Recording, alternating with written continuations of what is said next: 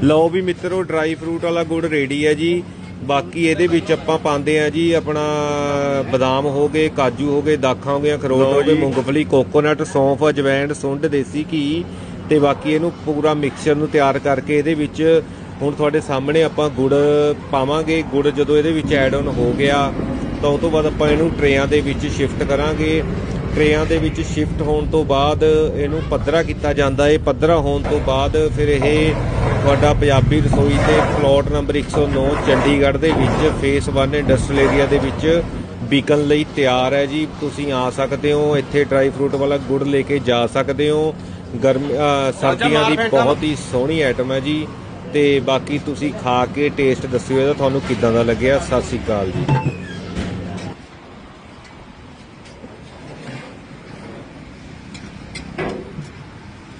ਚੱਲ